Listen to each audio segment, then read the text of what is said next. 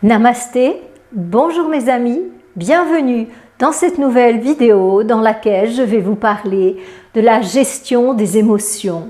Si vous vous sentez parfois débordé, que ce soit par de la tristesse, que ce soit par de la colère, que ce soit de la déprime, que ce soit des accès de jalousie, perte de sens, eh bien cette vidéo vous concerne. Je vais tout d'abord vous expliquer comment fonctionne le corps humain dans sa globalité, je devrais dire les corps humains, par rapport aux émotions, et ensuite de là découleront des évidences par rapport aux différents réglages qu'il est capital de faire pour pouvoir rester dans un état de stabilité émotionnelle, quels que soient les événements extérieurs. Si ça vous intéresse, mes amis, vous êtes très bienvenus sur cette vidéo. Eh bien, oui, vous me connaissez plutôt comme naturopathe, comme pratiquante de thérapie brève, mais je suis aussi un professeur de yoga depuis plusieurs dizaines d'années. Formé en ashram, qui enseigne parfois en ashram. Donc, ce yoga fait vraiment partie intégrante de ma vie et de ma réalité. Donc, c'est à partir de ce point de vue que je vais vous parler des émotions, puisque en yoga, eh bien, nous sommes très informés, j'aurais envie de dire compétents, par rapport à ce qui se passe au niveau de la structure énergétique du corps et aux différents niveaux de l'être, physique, énergétique, émotionnel, mental, spirituel. Donc, je vais ici vous faire une rapide présentation de la réalité énergétique du corps, puisque lorsque l'on parle d'émotion, on est bien d'accord qu'on ne parle pas de quelque chose de tangible. Je ne peux pas toucher, je ne peux pas attraper une émotion.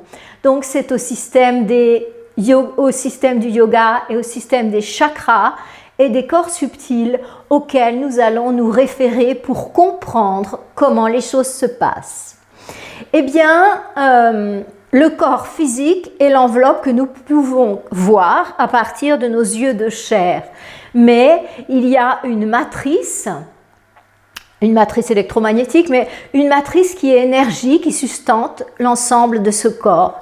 Et nous avons différents niveaux. Le corps physique est le plus dense, sa contrepartie subtile est le corps énergétique, que certains appellent éthérique, et nous avons d'autres corps entre guillemets. Donc nous avons le corps astral. Je reprends la terminologie des occultistes occidentaux parce que c'est un petit peu plus compliqué dans le système du yoga. Ce sont des stulas, des gaines, et c'est pas si clair. Cette manière de fonctionner vous correspondra beaucoup plus en fonction de la culture occidentale. Donc, mais ça se recoupe de toute façon, hein.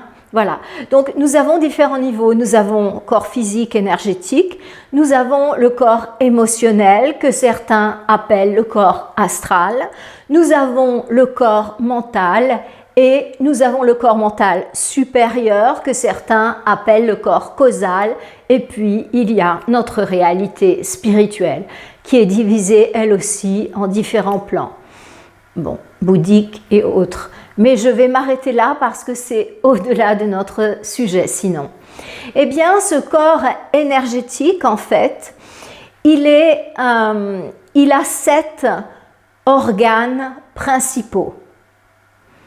Et c'est ces organes principaux, dans la tradition du yoga, on les appelle des chakras. Parce que les anciens yogis, en fait, donnaient le nom de ce qu'ils voyaient aux différentes choses. Par exemple, la posture du chat, vous êtes dos rond, vous êtes dos creux, ça ressemble à un chat. Chakra, en sanskrit, ça signifie roue qui tourne, roue en mouvement. Les chakras sont comme des tourbillons, des petits vortex qui captent les 7 types d'énergie de base. Vous les connaissez très bien. Ce sont les 7 notes de musique, les 7 couleurs de l'arc-en-ciel. Les couleurs et les notes, à notre époque, sont mesurables et c'est le même niveau vibratoire, par exemple, entre le do et le rouge, le ré et l'orange, et ainsi de suite. Do, ré, mi, fa, sol, la, si. Voilà. Donc, la couleur initiale, le blanc, la lumière pure, ne peut pas rentrer comme ça dans notre corps directement. Elle brûlerait complètement notre système nerveux qui n'est pas prêt à la base pour recevoir cette lumière une. Donc en fait, cette lumière une, ce blanc, va être divisé en les 7 couleurs du prisme. Vous savez, comme quand la lumière traverse un prisme, eh bien, elle devient rouge, orange, jaune, vert, bleu, indigo, violet. Comme l'arc-en-ciel, en fait, les 7 couches. C'est exactement la même chose au niveau de nos centres énergétiques. Et cette couleur, cette vibration, elle est perçue sous la forme d'une petite spirale. Les yogis, donc, ont appelé ça des roues qui tournent. Voilà pour la petite histoire. Alors maintenant, parlons des émotions. D'abord, je souhaite faire une clarification parce que dans le système du yoga, pour nous, émotions et sentiments sont complètement différents. Ce n'est pas le même niveau. Lorsqu'on va parler des émotions, on va parler de cette zone qu'on appelle le plexus solaire.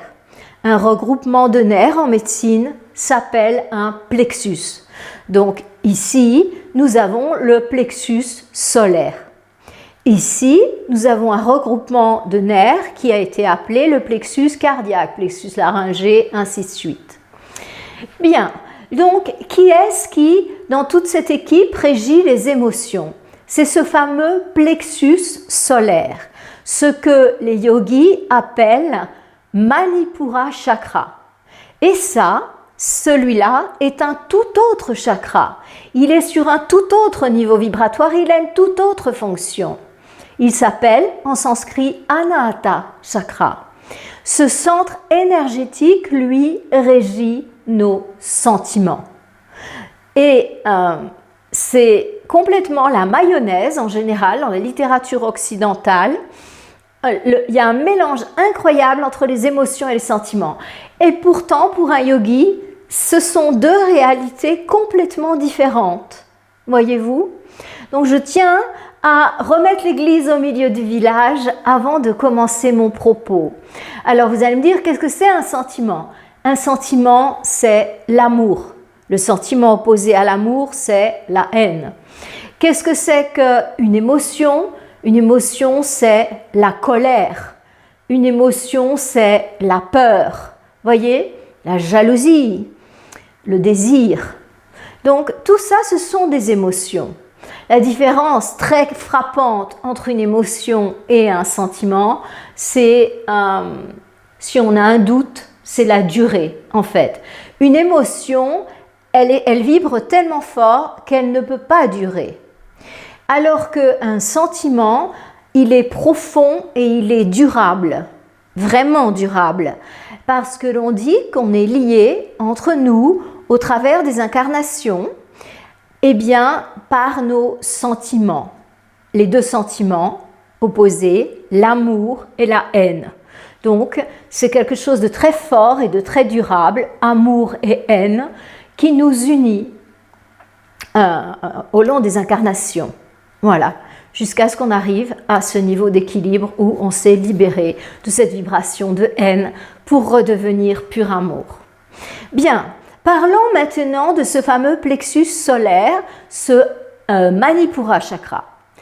La tradition indienne nous apprend que à chaque chakra, donc ces spirales-là énergétiques, correspond à un plexus nerveux, c'est-à-dire un gros groupement de nerfs. Ce qui peut paraître logique puisque la vibration est accueillie par le système nerveux qui lui-même fonctionne sous forme d'impulsion électrique.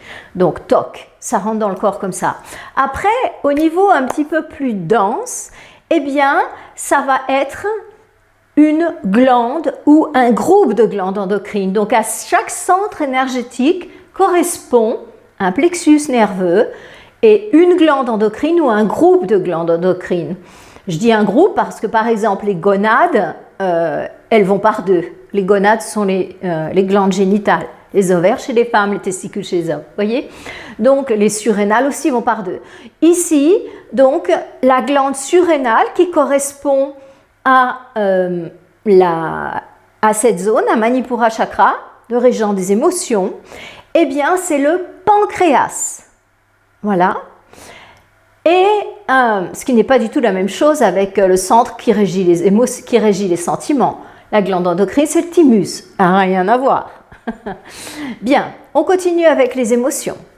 Donc, non seulement il y a un plexus nerveux, il y a une glande ou un groupe de glandes endocrines. Les glandes endocrines sont les glandes qui commandent le corps en quelque sorte, puisqu'elles fabriquent des médiateurs chimiques que l'on appelle des hormones, qui vont aller dispatcher les informations, donner des commandes, si vous voulez, aux différents niveaux du corps. Et en plus, il y a chaque chakra, centre énergétique, va régir un système, un appareil, si vous voulez. Donc, le plexus solaire, ce qu'on appelle couramment le plexus solaire, ce que les yogis appellent Manipura chakra, eh bien lui, il régit l'appareil digestif. C'est très important ce que je vous dis là, parce que quand vous allez comprendre comment fonctionne ce centre énergétique, qui est le régent des émotions, du corps émotionnel, que certains appellent astral, eh bien vous allez tout de suite comprendre comment pouvoir équilibrer ce niveau. Donc, il correspond comme organe aux yeux et ce centre est aussi responsable de la gestion de la température du corps. Retenez bien ça parce que c'est très important. Le régent des émotions, Manipura chakra, régit aussi le pancréas, le taux de sucre sanguin. Le pancréas a deux fonctions. La fonction glande endocrine, donc il régit le taux de sucre sanguin, et aussi une fonction digestive parce qu'il fabrique des enzymes. Mais celle-là, je la laisse de côté pour l'instant. Et donc le taux de sucre, notre régent de l'émotionnel va régir aussi l'appareil digestif et la température du corps. Ça veut dire quoi? Ça veut dire que si on est un petit peu malin, eh bien, on va agir sur ces différents paramètres pour réguler ce centre, le rendre stable, le rendre fort. En plus de ça, on sait qu'il correspond à une couleur. Ici, c'est le jaune citron, un beau jaune bien vif. Donc, on comprend tout de suite que cette couleur, elle aussi, pourra avoir un aspect équilibrant sur notre émotionnel. Alors que ce soit une pierre, citrine ou autre, eh bien, vous aurez un effet équilibrant. Maintenant, passons à l'étape suivante, les 7 secrets pour réguler ce plexus solaire ou Manipura chakra. Eh bien, notre nature émotionnelle. Eh bien, je vous ai dit qu'il était directement en relation avec l'appareil digestif, n'est-ce pas? Ça, on l'a tous vécu. Tout d'un coup, on ressent une émotion forte qui nous appartient ou pas. C'est-à-dire qu'elle peut à la fois venir de nous, un schéma qui a été réactivé par l'environnement, ou elle peut être extérieure. Une personne ressent une émotion forte en pensant à vous.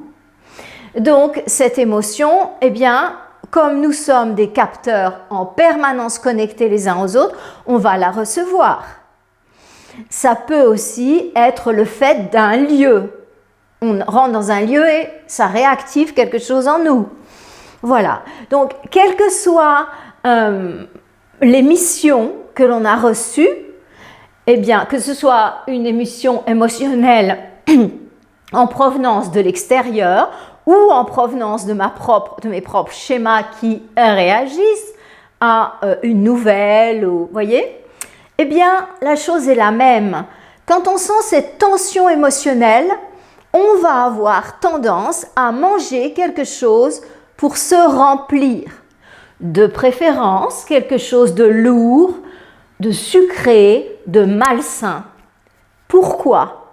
Cette réaction, dans l'absolu, elle est juste. Parce que le corps, il cherche une solution là. Il a une souffrance, une tension émotionnelle qui est très désagréable. Eh bien, il dit, mange, tu vas voir, ça va s'apaiser. Et c'est juste. Puisque je viens de vous dire que c'est le même centre énergétique qui régit les émotions et qui régit l'appareil digestif. Donc, si vous voulez, l'énergie, elle est pour tout le monde à la fois. Ok? C'est-à-dire que si vous lui mettez un truc bien lourd, bien plombant dans le ventre, qui est vraiment un gâteau à la crème, des frites, des choses comme ça, donuts, des choses comme ça bien lourdes, et ben boum, ça va vous apaiser, évidemment, parce que l'émotion, eh ben, elle aura plus d'énergie pour se manifester, puisque le corps sera complètement obligé d'emmener toute l'énergie vers l'appareil digestif pour digérer ces aliments qui sont complètement, qui ont d'aliments que le nom, en fait, qui sont des vrais poisons pour l'appareil digestif. En particulier le foie, puisque c'est gras, le sucre, le pancréas, enfin, le cirque, quoi. Donc, ces réflexes, à court terme, ils fonctionnent. Vous voyez, c'est comme prendre un somnifère le soir pour dormir. À court terme, ça fonctionne. Mais le seul détail, c'est que ça vous rend de plus en plus fragile. Ça déséquilibre votre corps émotionnel. À chaque fois que vous faites ça, à chaque fois vous vous fragilisez, en fait. C'est-à-dire que oui, ponctuellement, ça me soulage. Oui, ça me soulage, oui. Et c'est comme s'il y a une plaie qui vous démange, en fait, au lieu de la laisser cicatriser, de vous retenir de la démanger, vous faites en permanence. La plaie va être de plus en plus profonde, elle va jamais finir par cicatriser et finalement peut-être elle va s'inspecter, peut-être qu'engraine, je ne sais pas quoi. Voyez? Donc c'est exactement la même chose si on a la mauvaise idée en fin de compte de réagir. C'est un automatisme parce que intuitivement on le sait, ça marche depuis qu'on est tout petit. En fait, j'ai une émotion, mange et tu vas voir, ça va se calmer. Et c'est vrai. Et c'est vrai, mais à court terme, à long terme, je vous dis, c'est comme gratter une plaie. C'est la catastrophe parce que ça ne cicatrisera jamais et ça fait empirer le problème. Voilà. Donc, ça, pour tout le monde, c'est une évidence. Il y a une relation étroite entre l'alimentation et les émotions. D'accord. Donc, maintenant, je vous dirai quoi faire en cas de crise. Mais maintenant, je vais vous expliquer avec ces 7 piliers comment en fait renforcer votre terrain. C'est 7 secrets.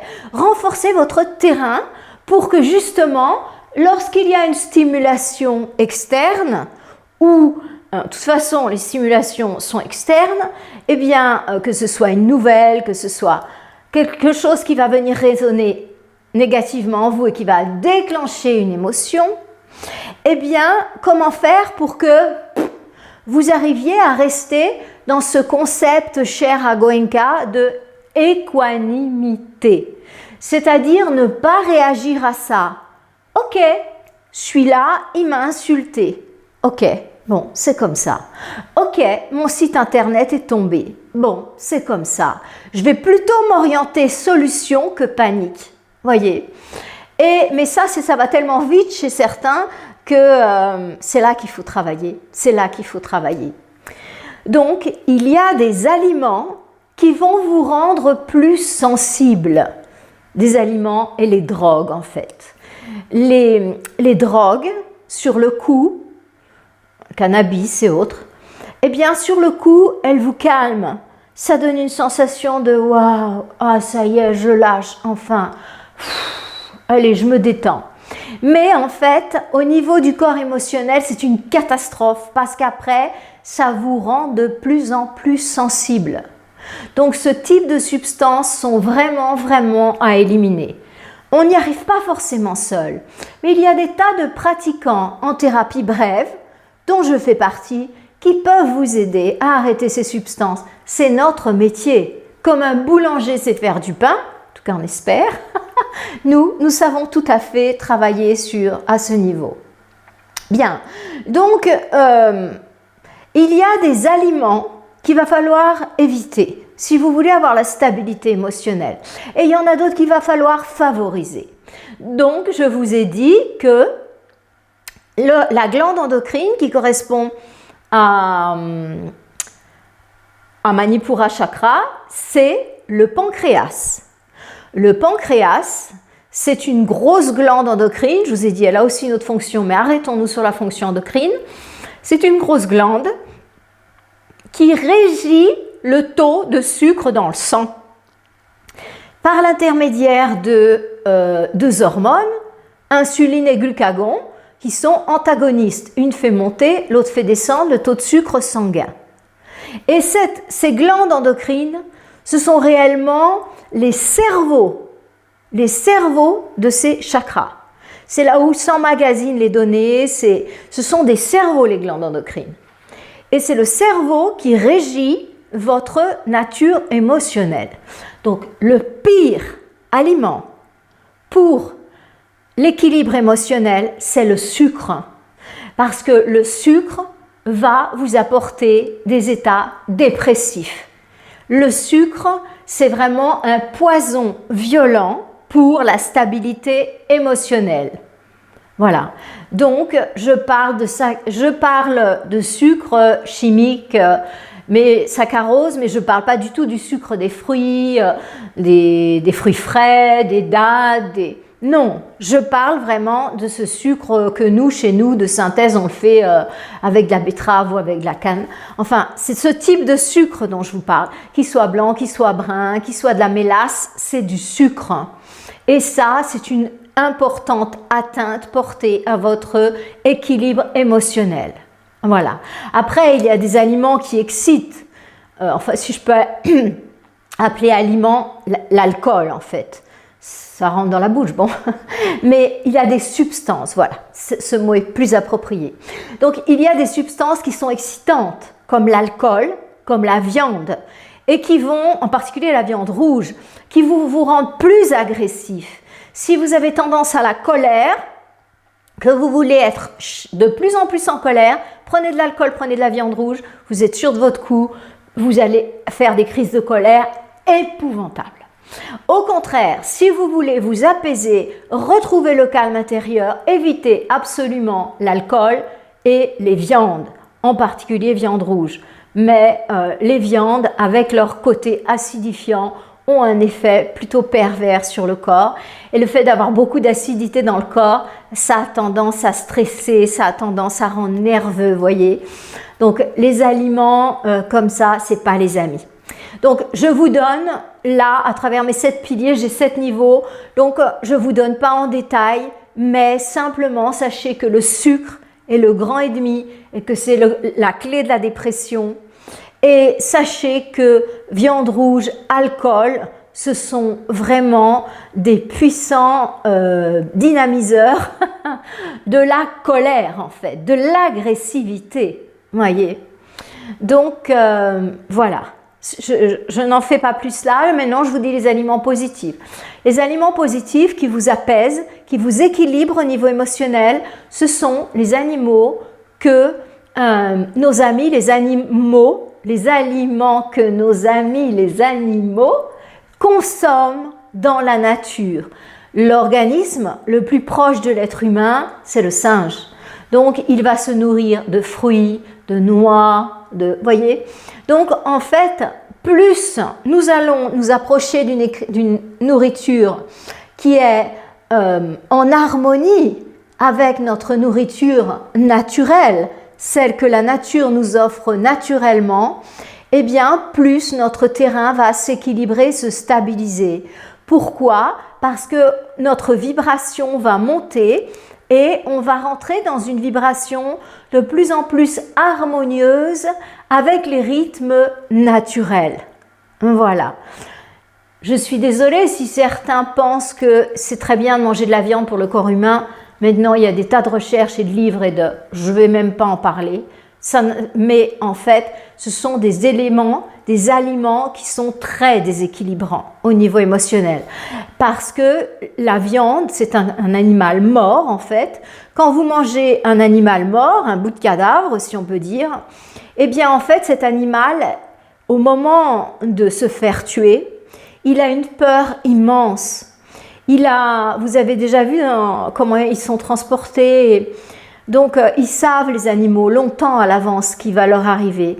Ils souffrent terriblement dans les abattoirs. Je ne sais plus qui disait, si les murs des abattoirs étaient transparents, plus personne ne mangerait de viande. Donc, en fait, quand vous mangez la viande, vous mangez aussi la vibration, vous mangez aussi le profond désespoir de l'animal, la sensation de trahison. Vous mangez l'horreur, au niveau vibratoire, j'entends.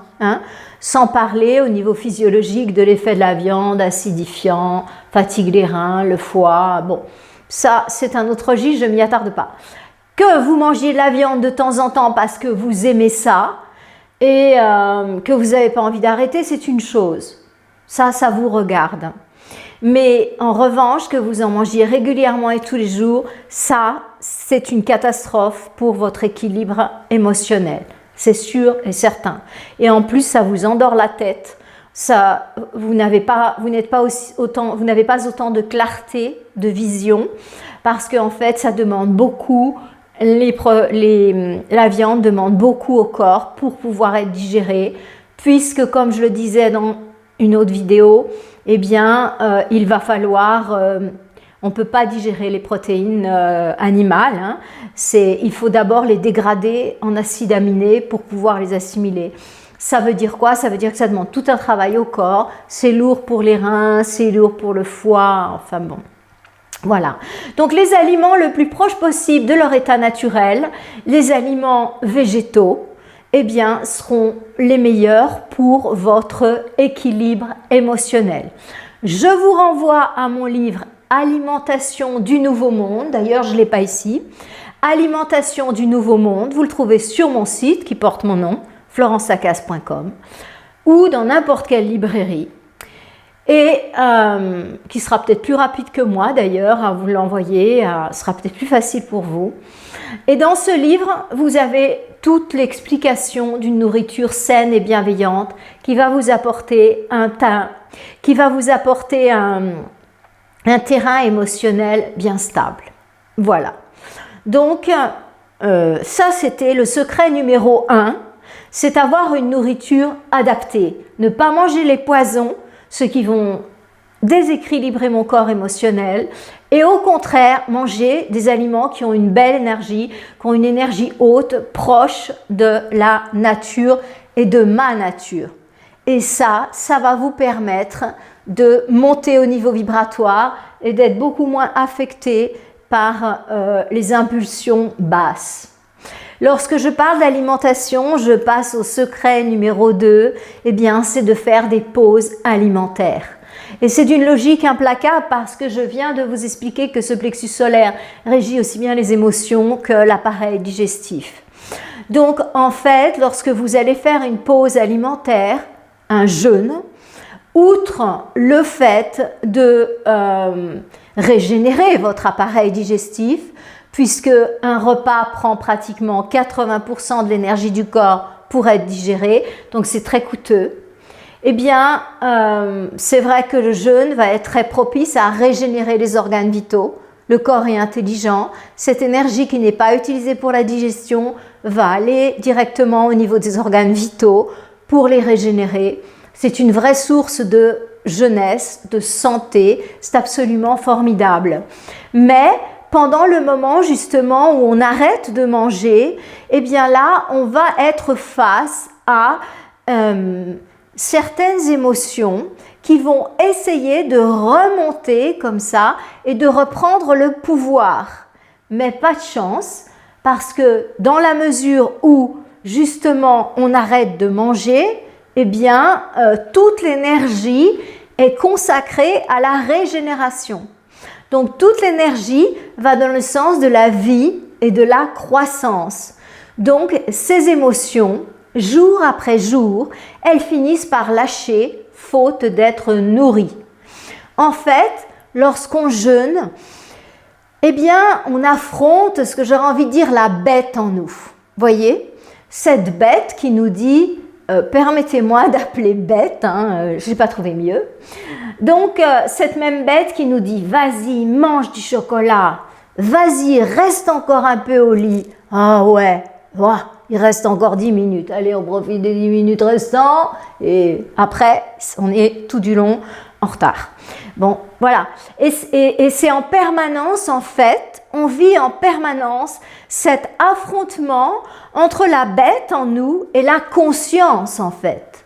La conscience dit, ben non, lève-toi, comme ça tu auras le temps de prendre ta douche, de prendre un petit déjeuner avant de partir, tranquillement, et tu commenceras une bonne journée.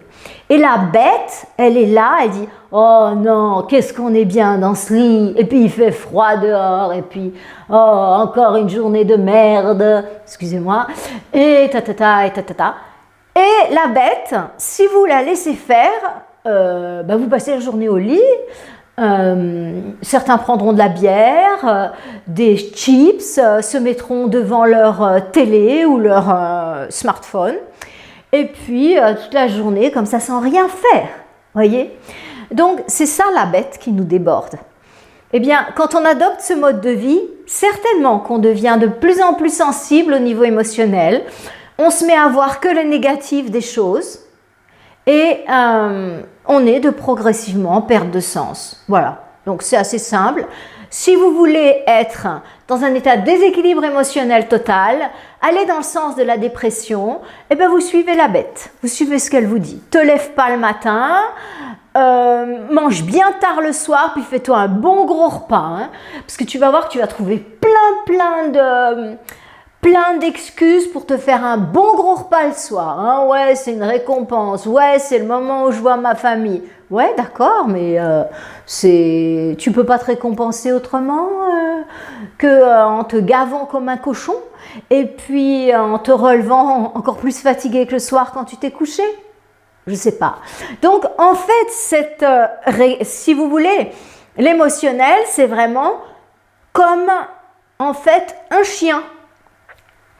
C'est-à-dire qu'il part dans tous les sens et il est important de le domestiquer si vous voulez vivre en paix avec lui.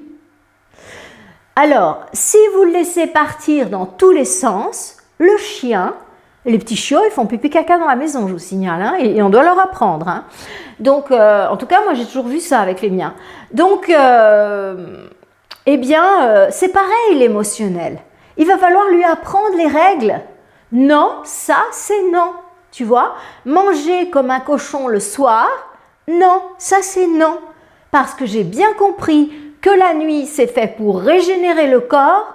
Et tu vois, moi, je vais régénérer mon corps. Et demain matin, je vais me réveiller frais comme une biche. Ou un cerf. Voyez ? Et toi, là, tu vois, tu vas apprendre les règles. C'est exactement la même chose qu'avec un chien. Je dis un chien parce qu'un chat, c'est pas pareil. Et si vous lui apprenez les règles, au bout d'un temps, il va les savoir lui-même. Je vous donne l'exemple du jeûne. Mon jour de jeûne, c'est le vendredi. Ça fait des dizaines d'années maintenant. Ça peut arriver une fois ou deux de temps en temps quand je voyage, que je change, que je mette le jeudi, par exemple. Bon, ça peut arriver, mais c'est extrêmement rare. Mais ça peut arriver. Je dis pas. Et maintenant, donc, que la bête, elle a l'habitude que nous jeûnions le vendredi, eh bien, figurez-vous que le vendredi, eh bien, plus faim. La bête, elle sait que le vendredi, il n'y a plus faim. Et si pour une raison ou pour une autre, je voulais manger et j'avais décidé de jeûner le lendemain ou la veille parce que je me trouve dans une situation plus faim, terminé. Vous voyez ? Donc, en fait, elle m'accompagne parce qu'elle a compris. Elle a compris. Comme votre animal de compagnie, il a compris les différentes règles et puis il va arrêter de pédaler en sens inverse de vous. Vous allez voir que quand vous allez vous habituer à la pause alimentaire, le jeûne, vous allez être beaucoup plus calme puisque vous allez apprendre ça à la bête à se calmer un peu, voyez ? Et vous allez lui apprendre que quand il y a une émotion, eh bien c'est pas pimpon, on met tout le monde en branle-bas de combat là-dedans et on se laisse aller à cette émotion. Non, non, non, ça marche pas comme ça. C'est, je la regarde l'émotion, je l'accueille, bienvenue. Ouais, mais on va en faire quelque chose. Qu'est-ce que tu veux me dire là? Vous voyez, qu'est-ce qui se passe? Pourquoi il y a ça? On l'accueille, elle est bienvenue, mais on comprend ce qui se passe là-dedans. Vous voyez, votre chien, il arrive. Eh bien, vous essayez de comprendre, mon gars, mais qu'est-ce qui t'est arrivé?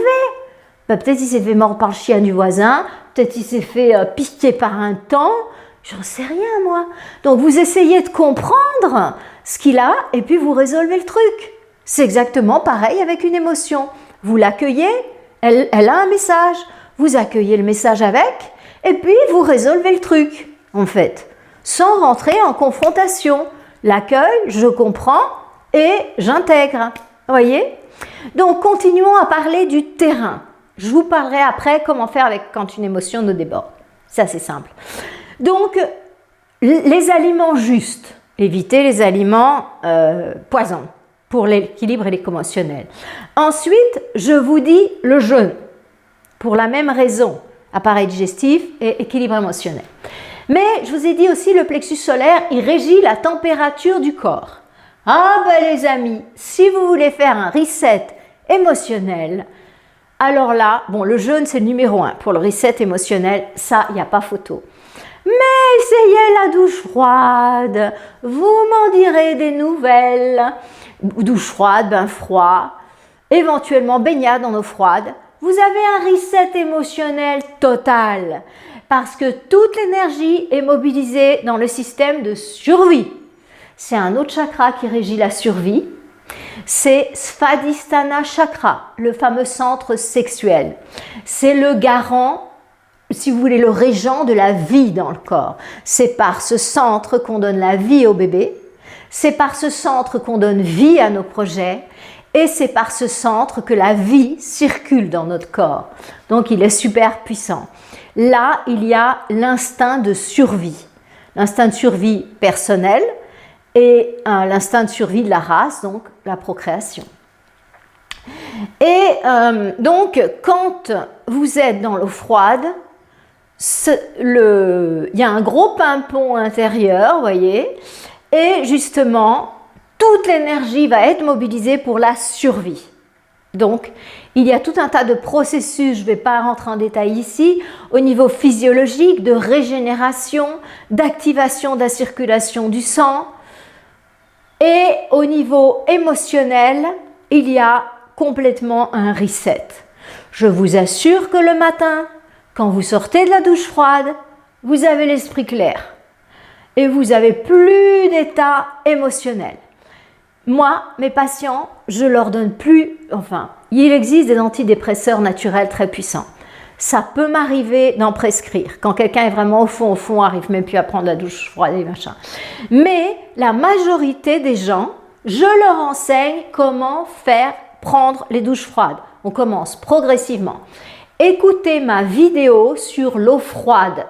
Elle a à peu près un petit peu plus d'1 mois. Vous allez la retrouver facilement. L'eau froide.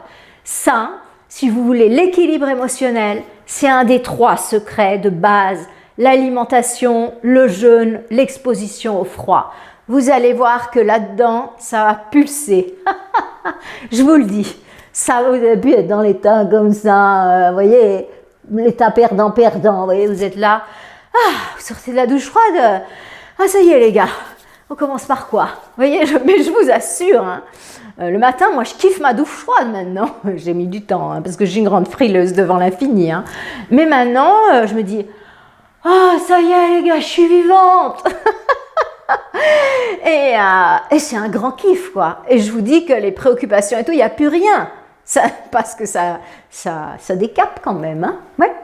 Le 4e secret, les amis, de l'équilibre émotionnel, c'est le sommeil. De la qualité de votre sommeil dépend énormément de choses. Donc, comme je vous le disais, et je le répète dans beaucoup de vidéos, le repas du soir, c'est le repas du mendiant. Il doit être léger. Et si certains d'entre vous ont envie de faire le très à la mode jeûne intermittent, c'est le repas du soir qu'il faut éliminer. À la place, faites des activités joyeuses. À la place, occupez-vous de la famille. Si c'est un moment de réjouissance avec la famille, eh ben c'est pas parce que vous mangez pas que vous pouvez pas vous réjouir avec la famille. Bien sûr que les enfants, eux, ils doivent manger le soir. Donc, vous vous occupez d'eux, vous leur faites à manger. Pendant qu'ils mangent, vous buvez une petite tisane, vous êtes à table, vous racontez des histoires, vous les écoutez.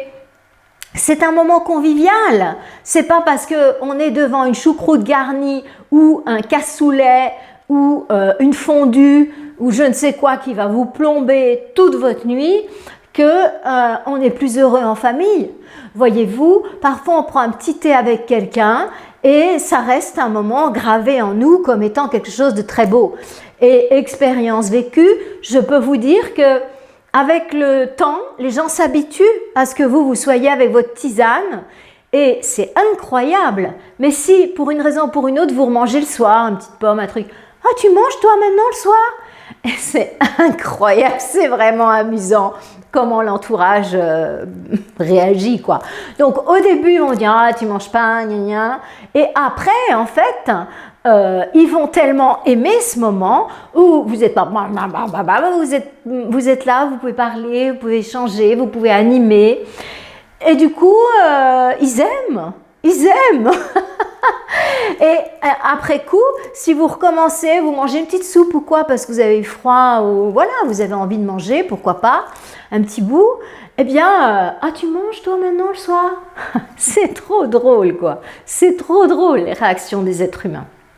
Enfin bon, voilà. Donc, si vous voulez avoir un sommeil de qualité, la règle numéro 1, c'est de manger peu le soir. Tous les gens qui se lèvent tôt le matin le savent. Parce que si on mange un grand repas le soir, en plus avec de la viande ou de l'alcool, alors là, le matin, on se réveille, on a une tête comme ça. Et on a du mal à se réveiller. Il faut prendre 3 cafés pour enfin que les yeux s'ouvrent. Et puis, on sort un petit peu avec la tête dans le sac, vous voyez ? C'est agréable d'avoir des gens comme ça dans la circulation. Hein. Bon, voilà. Il y en a qui prennent leur vélo même. Bon, remarquez, le vélo, l'hiver, ça vaut la douche froide. Hein, parce que ça, dans certains pays, en Suisse, le matin, en hiver, oui, ça réveille vite d'être sur le vélo. Bon, donc, le sommeil, eh bien, si vous vous réveillez fatigué, comme ça, eh bien, il y a 2 problèmes. Le premier, c'est sans doute que vous mangez trop le soir. Donc, votre appareil digestif pédale dans la semoule, excusez-moi. Mais c'est-à-dire que pendant la nuit, au lieu que votre vésicule biliaire, votre foie, hein, il y a une horloge biologique, puisse se régénérer, toute la circulation sang, énergie est mobilisée pour digérer le repas. Donc les organes vitaux, dommage. Je vous rappelle que le foie est un organe vital. 48 heures sans froid et on se retrouve chez Saint-Pierre. Donc, c'est pas trop une situation enviable. Donc, je dirais qu'il est important de manger peu le soir. L'autre possibilité, si vous vous réveillez fatigué, c'est comment vous avez réglé votre sommeil. Ouais. Il est super important de se lever tôt et de se coucher tôt. Les maîtres en Inde disent, et je n'ai pas fréquenté qu'un ashram, ça je peux vous le dire, pour un adulte, 5 heures de sommeil sont suffisantes. Je dirais, ils disent ça de manière indéterminée. Je dirais que pour les hommes, 5 heures c'est suffisant, pour les femmes ce serait plutôt 6 heures, compte tenu de notre polarité qui est haut. Bien que j'ai une amie proche qui dort 4 heures, et c'est une femme, depuis que je la connais, ça fait 15 ans qu'on se connaît, salut Karine, eh bien, elle dort que 4 heures par nuit, et ça va très très bien. Elle marche des heures et des heures, parce qu'elle va au travail à l'autre bout de la ville à pied, et au petit matin, comme ça, elle fait tout un travail dans la ville en marchant, c'est vraiment une sainte personne.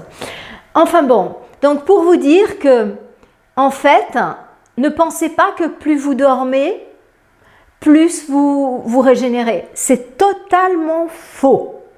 Donc, c'est comme manger. Pensez pas que plus vous mangez, et mieux votre corps est nourri. Non, c'est pas ça. C'est la qualité de ce que vous mangez. Vous pouvez manger peu, être très bien nourri. Et c'est la manière dont c'est la capacité qu'a votre corps à assimiler cette alimentation qui va faire la différence. C'est exactement pareil pour le sommeil. Donc, si vous voulez passer une mauvaise nuit, exposez-vous à un écran le soir avant de dormir. Ça va activer votre sérotonine, l'hormone qui réveille, puisque vous êtes face à la lumière. Pour dormir, c'est la mélatonine. Donc ça va activer votre sérotonine. Donc déjà le sommeil, soit vous vous endormez pas, soit il est très superficiel et vous n'êtes pas... Voilà. Prenez un gros repas le soir. Là, vous êtes sûr que les organes vitaux ne peuvent pas se régénérer et que le matin, vous allez être complètement à la rue. Et levez-vous vers 7, 8, 9, 10 heures du matin. Vous êtes sûr d'avoir la tête dans le sac toute la journée.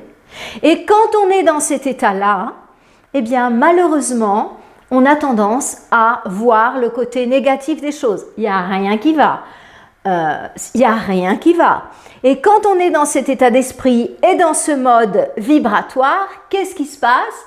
On attire à soi des situations qui correspondent. Donc si vous êtes fatigué, mangez moins le soir.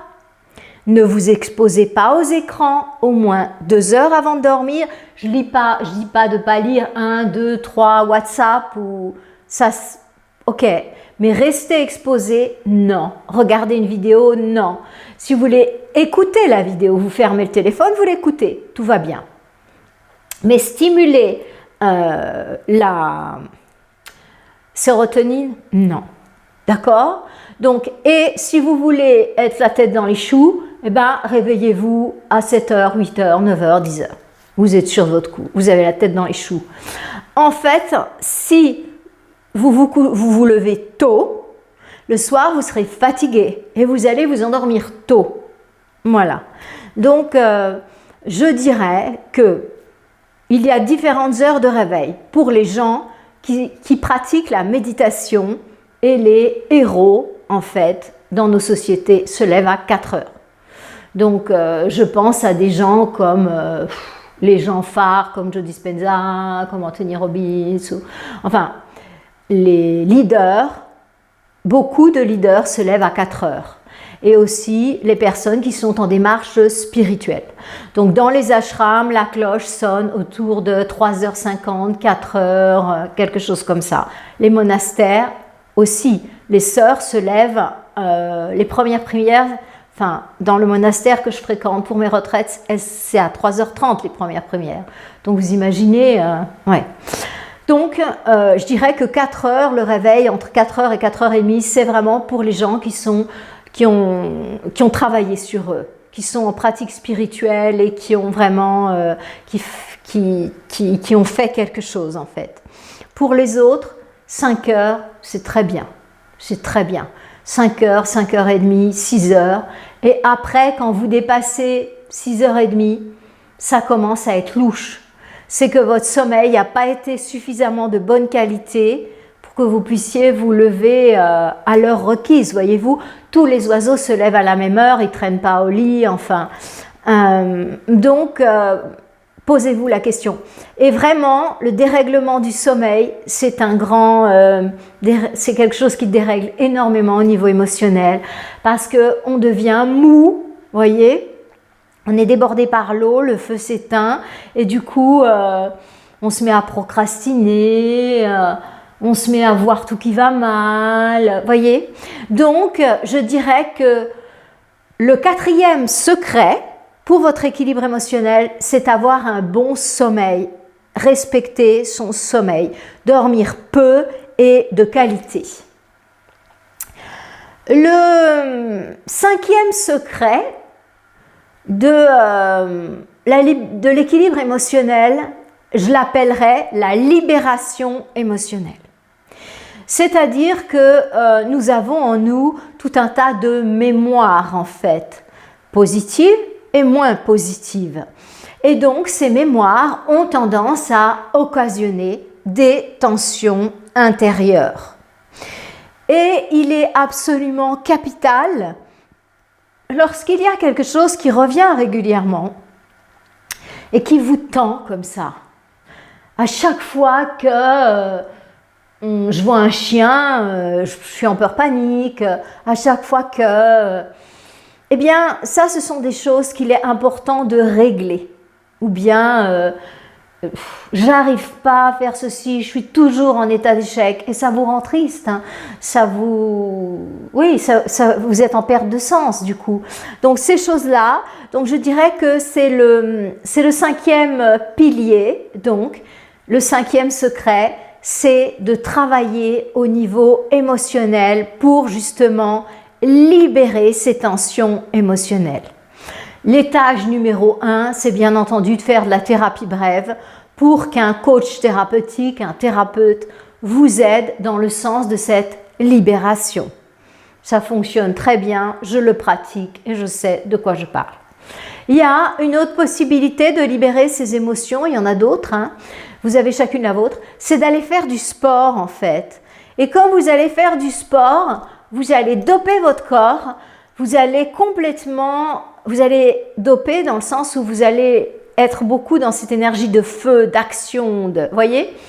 Et du coup, le grand avantage de ça, eh bien, c'est que ça va vous permettre qu'il y ait toutes les ressources mobilisées pour la course, pour votre cardio. Et du coup, à l'intérieur, eh ben, ça se calme parce qu'il n'y a plus de ressources pour nourrir le reste. Voyez, c'est une bien meilleure réaction quand on est en tension émotionnelle de prendre ses baskets, d'aller courir ou de prendre son maillot de bain, d'aller piquer une tête que de se laisser aller comme ça et puis se taper le chocolat, ou pour les hommes, c'est plutôt chips et bière, si je vois mes patients tout à fait l'histoire. Ou un bout de saucisson, enfin voilà. J'adore. Bon, donc d'autres personnes peuvent aller pratiquer la musique. Ça donne un art, voyez, la musique, la peinture, qu'est-ce que je pourrais dire d'autre, musique, peinture, la danse, voyez, qui va leur permettre d'évacuer ces tensions émotionnelles. Donc ça, c'est un pilier, un secret de base de l'équilibre émotionnel, c'est de ne pas rester comme une cocotte minute avec des émotions qu'on contient, et poum, un jour c'est l'explosion, la soupapette. Voilà. Donc, libération émotionnelle. Ensuite, le 6e pilier, eh bien, derrière tout ça, il y a une philosophie. Donc, il y a une philosophie qui consiste à définitivement se caler dans la tête qu'on va se concentrer sur ce qui va et pas ce qui ne va pas. Voyez, en d'autres termes, s'orienter solution au lieu de s'orienter problème. Dans le langage commun, on dit voir le verre à moitié plein plutôt que le verre à moitié vide. Donc, il est très important pour avoir un équilibre émotionnel d'avoir toute une philosophie qui vous induit cette paix. Voyez, donc il y a une vraie structure, qu'il y a une vraie base de référence qui vous apporte la paix. Ensuite, et ça c'est le 7e secret, eh bien de cultiver la paix intérieure. De vous réserver des moments dans la journée où vous cultivez votre terrain de paix, c'est-à-dire par la pratique de la méditation et du yoga, qui sont vraiment les pratiques qui apaisent numéro 1. Je ne parle pas de yoga où on saute dans tous les sens, où il y a de la musique. Non, je parle de yoga traditionnel tel qu'enseigné dans les ashrams, qui s'inscrit dans la lignée du Raja Yoga, donc les 8 étapes qui amènent au samadhi, à la réalisation totale. Donc je parle de ce yoga-là, qu'on appelle Hatha Yoga, et qui est l'étape 3 et 4 du Raja Yoga, cette grande voie d'éveil spirituel. Donc ce yoga-là vous apportera un terrain beaucoup plus stable. Demandez aux personnes autour de vous qui pratiquent le Hatha Yoga et elles vous diront que elles se sentent beaucoup mieux, beaucoup mieux. j'ai une de mes élèves qui m'avait fait beaucoup rire un jour. Et puis elle me dit, Julia, tu as pu t'absenter du travail. Maintenant, je note que tu peux venir régulièrement. Vous voyez, c'était à l'époque où je donnais du yoga dans des salles tellement pleines, il y avait tellement de monde. Et cette fille, souvent, elle arrivait au dernier moment et tout ça. Puis, mais oui, mais tu vois, mes collègues, ils ne veulent pas me laisser partir. Et voilà, c'est compliqué. Mais moi, mon cours de yoga, tu vois, pour moi, si je n'ai pas mon cours de yoga par semaine, moi, ça ne va pas, c'est pas pareil. Ouais. Puis, tout d'un coup, je réalise, je me dis, mais tiens, je la vois toutes les semaines maintenant. Parce qu'elle a changé de boulot. Par curiosité, je lui demande, je lui dis, ah tiens, tu peux venir toutes les semaines maintenant, c'est cool et tout. Elle rit, elle me regarde, elle sourit, elle dit, oui, et bien tu sais quoi, même mes collègues, ils m'envoient, parce qu'ils trouvent que je suis tellement plus agréable quand je fais mon yoga que quand je ne le fais pas, qu'ils me disent, va à ton yoga, va à ton yoga. Je trouve excellent. Donc en fait, ça lui apportait tellement de paix que du coup, elle arrivait à vivre sa semaine zen. C'est quand même incroyable. Donc, vous voyez, tout ça pour vous dire qu'il y a des pratiques. Le yoga, c'est une pratique reine pour ça, qui vraiment apporte la paix, permet de cultiver la paix. Et si vous voulez aller un peu plus loin encore, eh bien, c'est la méditation. Parce que là, on cultive vraiment la paix, on cultive le silence intérieur. Voilà, mes amis, je vous ai donné les 7 piliers. Le 1, une alimentation adaptée. Le 2, le jeûne. Le 3, l'exposition au froid. Le 4, un sommeil éduqué. Le 5, une pratique de libération émotionnelle. Le 6, une philosophie orientée solution et pas problème, basée sur l'amour avec un grand A. Et 7, cultiver la paix par des activités qui vont renforcer votre terrain. Cette vidéo ne serait pas complète si je ne vous disais pas quoi faire en cas de débordement émotionnel. Donc, ponctuellement, vous êtes au travail et vous vous faites vraiment rentrer dans le chou. Bon, la première chose, c'est de rester à l'extérieur de la situation. C'est-à-dire de regarder la situation comme si elle était sur un écran. Le collègue, il vient, il vous traite de tous les noms d'oiseaux. Vous le mettez sur un écran et c'est à l'extérieur de vous. Vous regardez le collègue, vous traitez tous les noms d'oiseaux. Ça s'appelle se dissocier, en fait. Vous mettez de la distance entre vous et lui. Vous regardez la situation. Vous regardez ce qui se passe dans ce bureau. Voilà. Ça, si vous arrivez à le faire, c'est gagnant-gagnant. Si vous n'arrivez pas à faire ça, vous allez vous déséquilibrer au niveau émotionnel. Si vous avez laissé rentrer l'émotion, eh bien, voyez-vous, au niveau du plexus solaire, Manipura Chakra, il y a également un grand muscle qui traverse tout l'abdomen qui s'appelle le diaphragme. Ce diaphragme est un muscle très spécial. C'est le seul du corps, à ma connaissance, que l'on peut activer consciemment alors que c'est un muscle qui est régi par un mécanisme automatique. Vous voyez? Donc, le diaphragme, il fonctionne de manière automatique. Système nerveux autonome. Mais, on peut, si on le souhaite, se concentrer et dire « inspire, expire ». Vous voyez, là, quand je parle, je ne pense pas « inspire, expire, inspire, expire ». On deviendrait fou. Hein. Donc, mais en revanche, si je me concentre et je fais « vous voyez? Eh bien là, oui, je vais passer d'un mode de fonctionnement automatique, émotion, à un mode de fonctionnement contrôlé. Vous voyez? Au niveau intérieur, au niveau de la chimie du corps, ce qui se passe. Donc, la première chose à faire en cas de débordement émotionnel, c'est faire des respirations complètes. Inspire, gonfle abdomen, bas des côtes, haut des côtes. Expire, relâche haut des côtes, bas des côtes, abdomen. Inspire, abdomen, bas des côtes, haut des côtes, se gonfle. Expire, haut des côtes, bas des côtes, abdomen se relâche. Et comme ça, vous pompez, vous pompez, vous pompez. Regardez votre montre. 5 minutes, il vous faut, à faire des respirations complètes et l'émotion a disparu, en tout cas le plus gros. Il vous faut compter. Inspire 3, 1, 2, 3, expire 5. 1, 2, 3, 4, 5.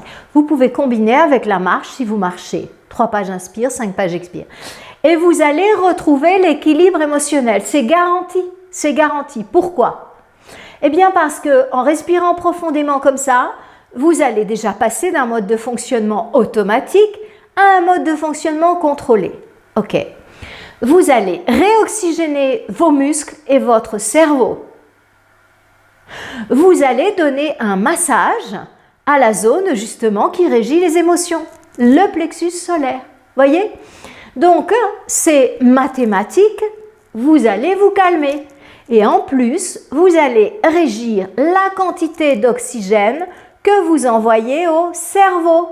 Et du coup, qu'il ait envie ou pas, eh bien, comme la quantité d'oxygène est en train d'être limitée, eh bien, il va être obligé, lui, de se calmer parce qu'il a besoin d'oxygène pour fonctionner. Voilà. Donc, après, ça, c'est vraiment en cas d'alerte. Après, si vous avez vraiment une émotion forte, eh bien, il n'y a plus qu'une chose à faire, c'est aller se passer sous la douche. Et là, ça lâche ou se mettre dans la piscine ou autre. Mais vraiment, en cas de débordement émotionnel, c'est respire. Si vous avez du fameux rescue sur vous, des fleurs de bac, un petit coup de rescue et vous allez vous sentir mieux. Mais même si vous n'avez rien sur vous, juste le fait de respirer, je vous assure que laissez-nous des commentaires, s'il vous plaît. Ça va changer les choses. Bon, les amis, j'espère qu'avec ces 7 secrets pour garder l'équilibre émotionnel, eh bien, vous allez vous sentir beaucoup mieux. Vous savez que ma chaîne, compte tenu des sujets que je traite, a tendance à être shadowbannée. Donc, eh bien, je vous remercie de la soutenir. Je ne vous demande pas d'argent, mais simplement de la soutenir au niveau des algorithmes en mettant un pouce, en mettant un commentaire, en partageant. Ces 3 actions permettent de maintenir la chaîne et qu'elle soit un peu visible parce que vraiment il nous shadowban ce type de chaîne qui parle de jeûne, de médecine naturelle, enfin bon, bref, je vais me taire. Et donc si vous n'êtes pas abonné, bien entendu abonnez-vous, ça c'est super important. Et la 5e chose c'est si vous voulez recevoir toutes mes vidéos, le seul fait de vous abonner ne suffit pas. Il faut cliquer sur la cloche en fait, qui est en haut à droite. Enfin, qui est à droite. Non, elle est en bas à droite. Enfin, elle est à droite quoi, il y a une cloche. Bon, les amis, je vous souhaite une lumineuse journée. Soyez dans une relation positive avec vos émotions. Aimez-les, accueillez-les, écoutez-les et renforcez votre terrain pour que on laisse les négatives de côté, qu'elles viennent même plus, parce qu'il n'y a plus de résonance en moi. Et gardons les émotions positives. Continuons à rire, à jouer et à être heureux. Voilà mes amis, je vous souhaite une bonne fin de semaine. Théoriquement, nous nous revoyons la semaine prochaine avec soit un podcast, un message de lumière, soit une vidéo. Je ne sais pas encore. Bonne semaine, merci pour votre écoute et merci pour partager le message. Namasté.